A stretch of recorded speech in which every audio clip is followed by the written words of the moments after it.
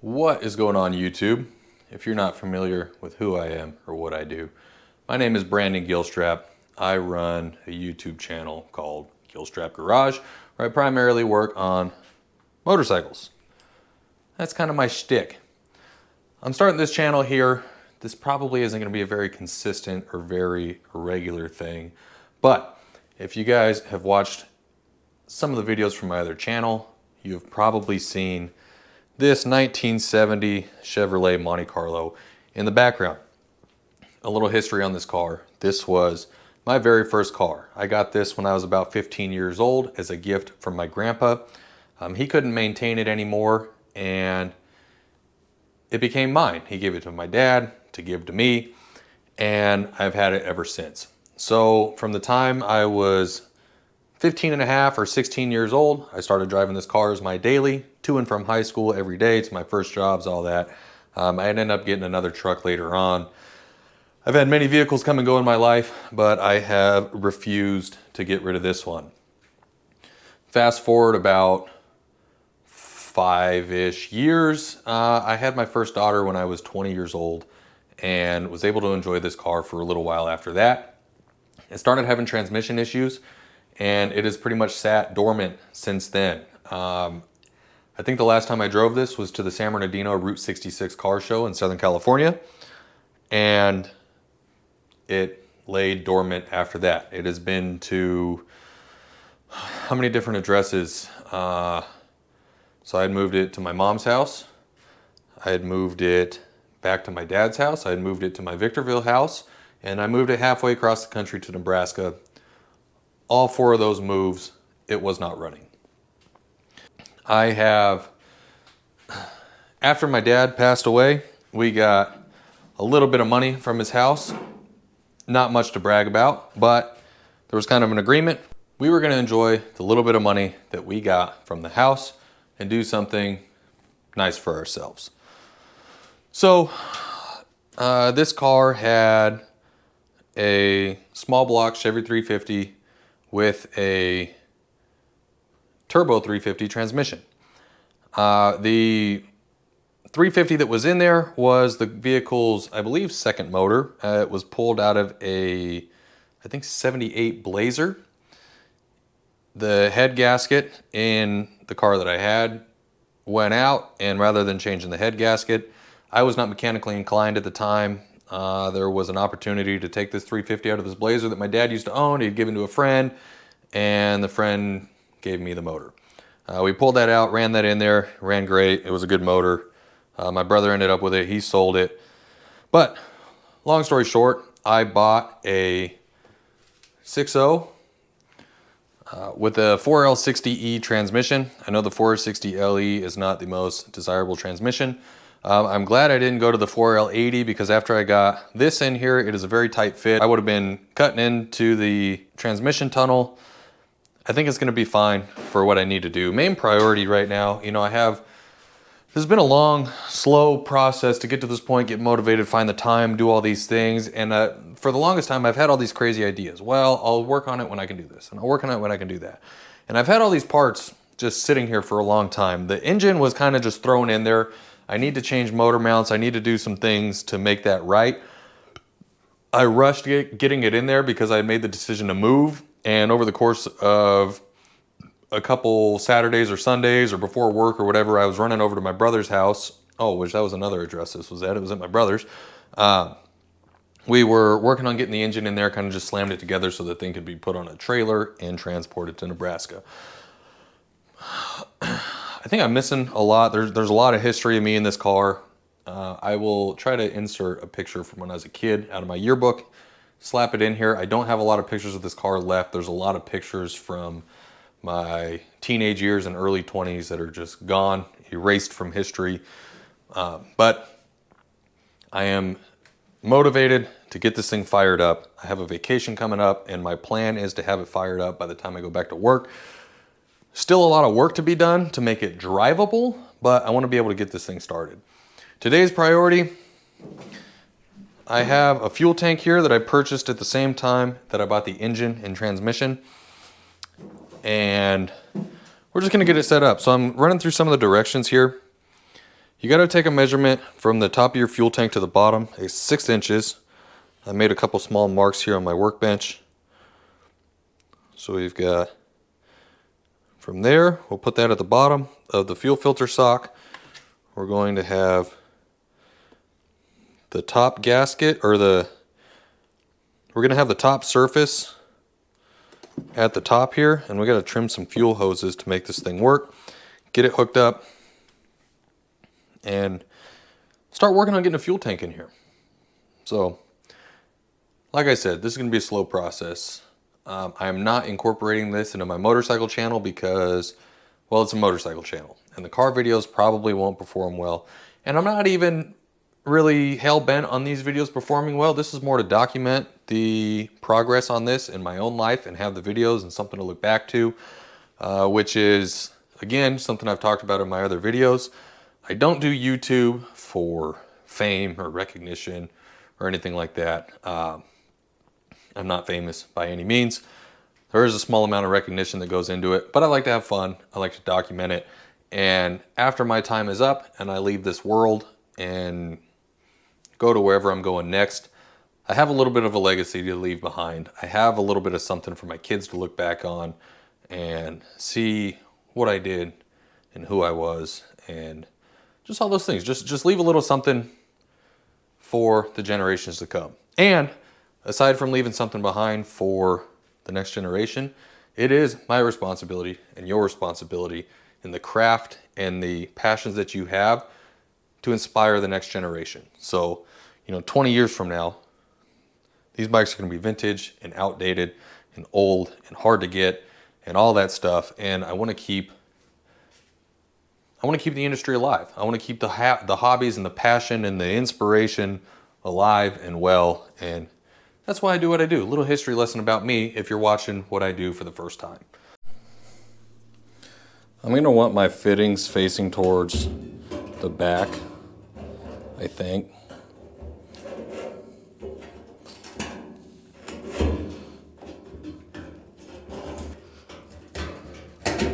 That is a very tight fit. My zip tie placement on here is not ideal. I think that's going to be the ideal way to clock it. I'm going to put some Loctite in these screws just because I don't want anything coming loose.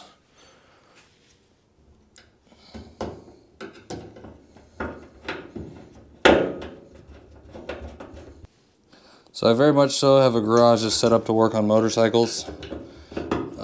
Not so much for cars.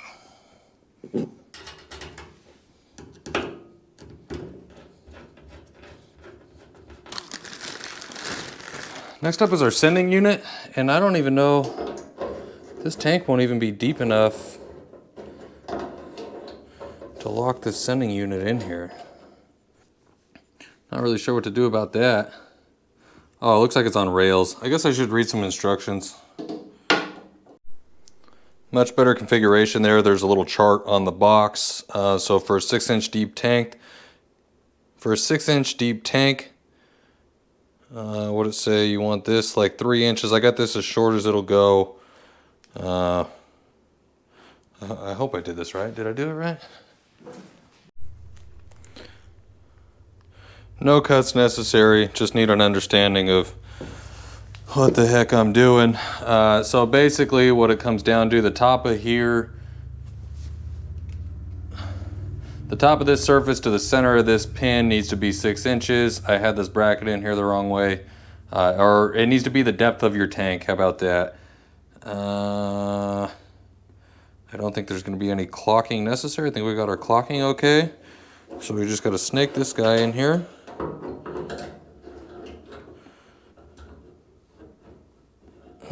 I could probably afford to lose a little bit off of that length right there. Let's do that.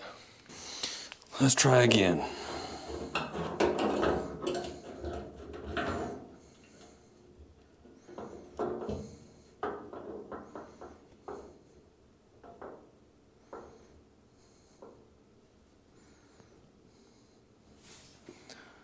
Yeah. That'll work.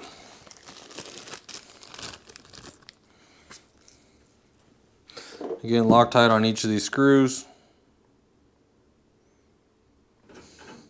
These holes do not line up, like not even close.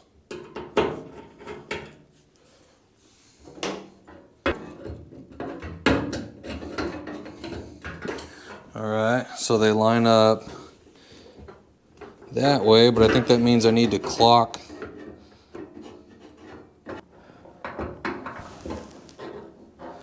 So that needs to go there, but I need to spin this top 90 degrees.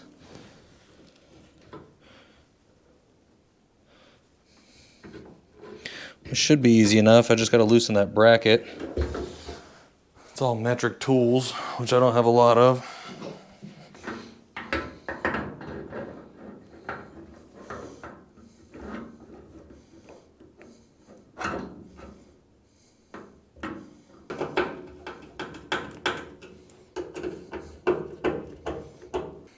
Yeah.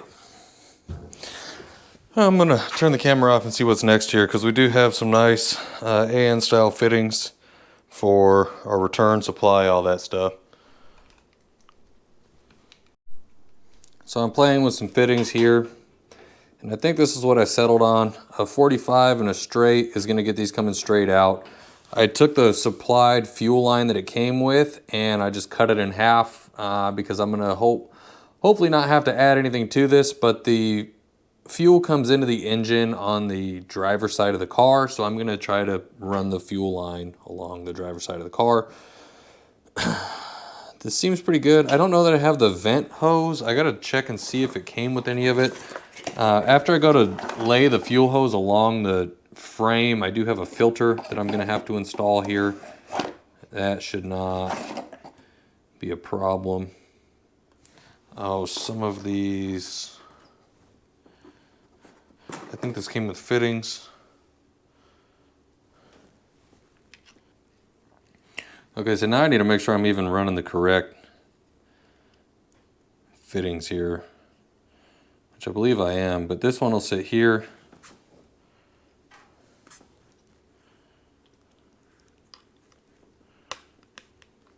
I do not want to lock that in. Well, I ruined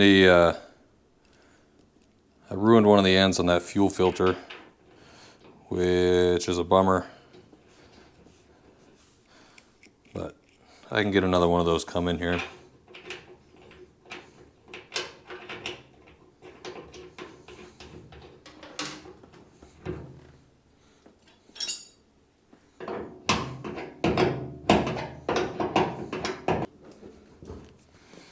I understand all the true car guys are probably freaking out because I'm using steel wrenches on these fittings here.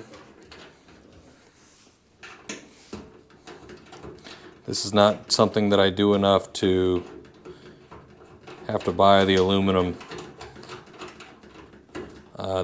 wrenches. I'm gonna get those snug. I'm going to get both ends of my fuel. Oh, you know what? No, I've got another trick up my sleeve.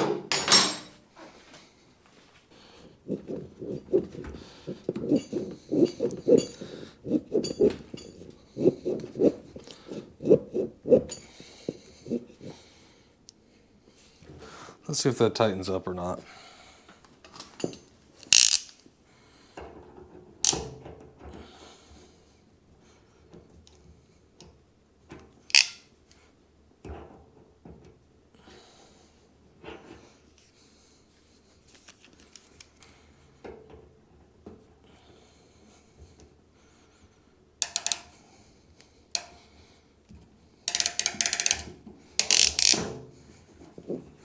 Oh yeah, that's a good crimp.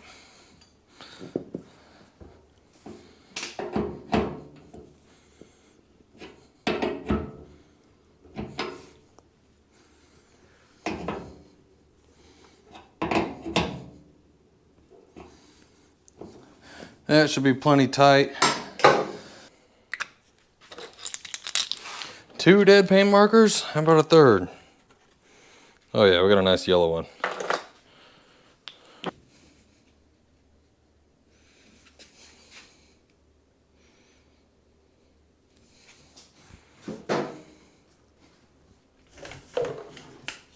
Well, now that that's all done, the next thing really to do would be tie in my wires, and I don't have enough wire. I was gonna wait till Monday to go get that, but you know, I really don't have anything better going on. So I think I might just run out, go get myself, I don't know, 100 foot of wire or something like that, and run this thing. So I've got the hoses and the electrical ran. I need to finish getting this breather clamped on. I've got part of it. I need to shim this up. I may end up changing this later in the future because this is some of the hard line that was left over from the fuel pump install. But this, I mean, it's just a breather. It's not that critical. Actually, the breather assembly is pretty nice. It's got a little check valve in it, so it'll let it expand and not suck all that crap in. I realized the fuel filter that I ruined that housing on is not actually a fuel filter. It's a fuel pressure regulator, and not a terrible thing that I destroyed it because I want to run a little bit different style anyway. I don't even know what the prices on these are. I'm a little out of my element. I'm not a car mechanic. But I can say, honestly, I wrote a little note on here, installed 7/25/26, forever in memory of David and Davey Gilstrap. I got one of my stickers on here. You guys can check. I got some stickers available on my Big Cartel website. I'll link down below. But I had a little bit of a moment. I was coming back together with this thing, and a little bit of a, I don't say emotional, like I'm not sitting here crying my eyes out or nothing, but the feeling of it, like the feeling of actually being back on this car and doing something with it and seeing the actual possibility of hearing this thing run, kind of a big deal for me because I put this thing on the back burner to focus on family and things like that for 13 years now. You know, I had my daughter when I was real young, and I had other priorities. Money, responsibility, a lot of things like that have just put this on the back burner. I have poured a lot of my spare time, if you can call it that, into motorcycles, of course, but taking this little bit of time doing something for myself. This isn't anything for anyone other than me, and it's nice to do something a little on the selfish side, I guess, but just, I mean, like what this thing means to me, how long I've had it, the hands that it have been through to get to me, the memories that I've had. I mean, literally learning on this car, like it's a good experience, you know. And hit me a little bit again, but I'm hoping I can get this to the point where I can share some of those same memories with my kids. My daughter's talked a lot about this car, and I think if she sees me doing something with it, then, you know, she might want to come down, do something with me, learn something. We can win and lose together on it. You know, we can make our mistakes, we can have our fun, we can celebrate our victories. So I'm going to finish up that fuel line, and then I'm going to reposition that camera underneath the car. It's probably going to be a pretty bad shot, but I've got my new fuel tank straps hanging down there. I've got my bolts set aside, which I think I already, oh, and I see them over there. Yeah, we're going to get this up in the car. So I'm hoping I got plenty of leads here. Should be more than enough, especially on the electrical side. I'm worried I might be a little bit short on the fuel side, but I can make adjustments as needed. So we'll be right back. I don't know if you're going to be able to see much. Trying to get a little light in the area.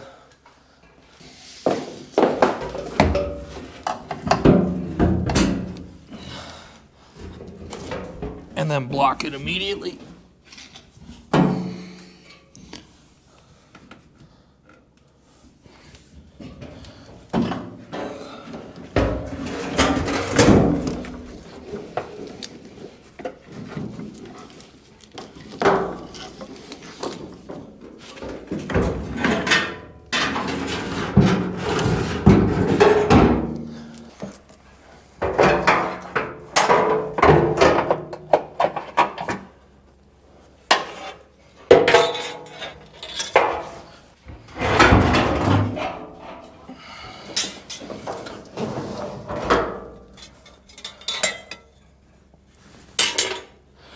Ideally, I'd like to do this without tearing up the finish on anything.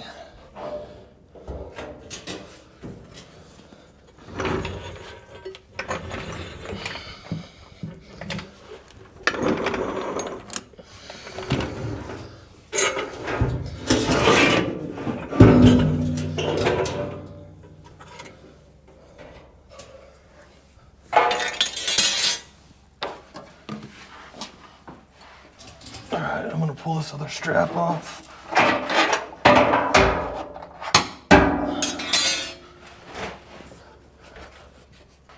Shorten up my jack handle.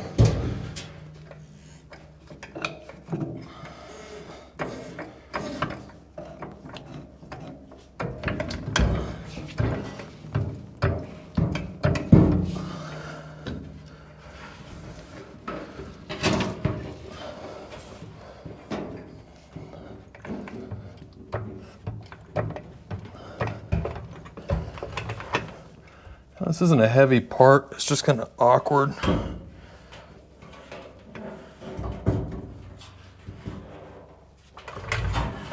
Oh, and we're slipping.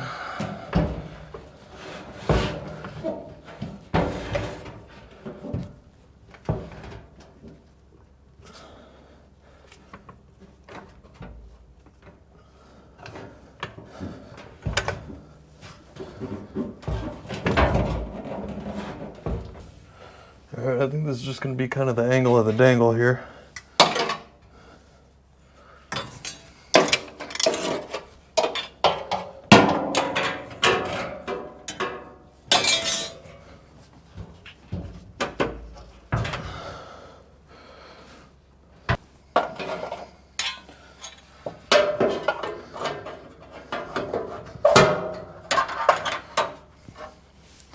The first time I ever dropped a part on my head was on this car. The first time my parents ever heard me curse. Let's see if I can do it again, or see if I can not do it again, ideally.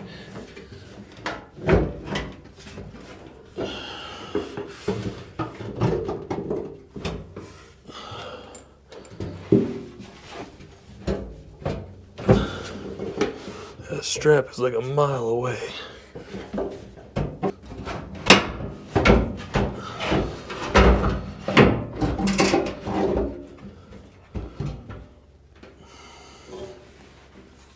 I might have the wrong straps.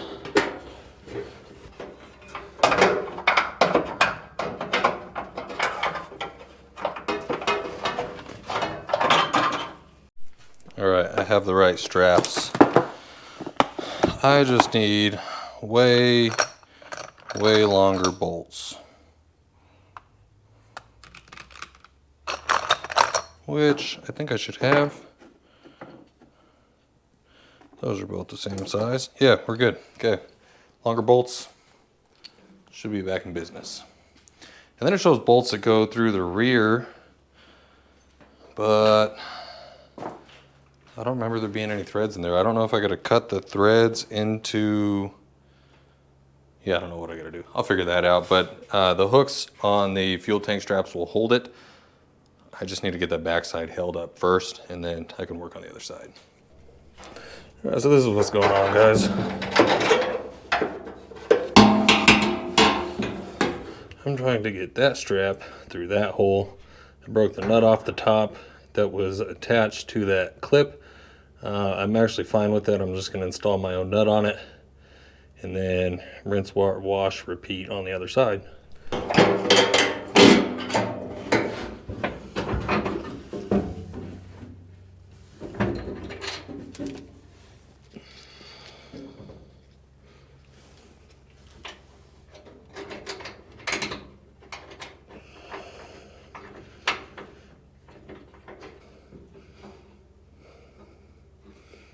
I end up needing to get a shorter bolt after I start to get these tightened, but at least I'll be able to do it like kind of evenly. I might run out of threads on this one, but it is also actually getting pretty tight, so I don't know.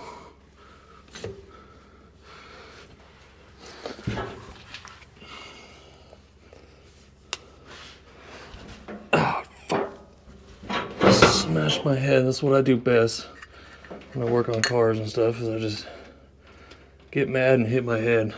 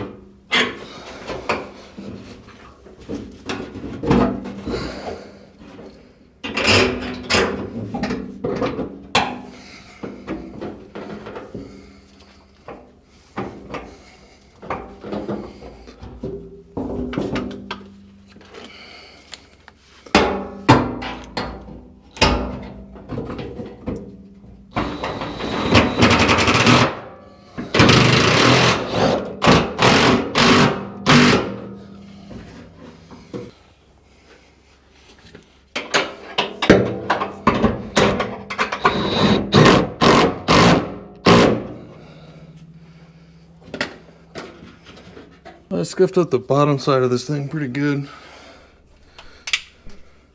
Between dragging it on the floor and jacking it up right there, scratched it. That sucks, but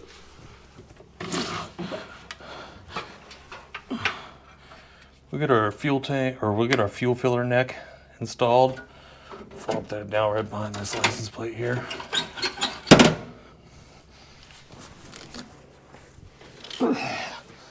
This, man, I've had a car lift at work for the last 4 years and I've done everything on that. This sucks.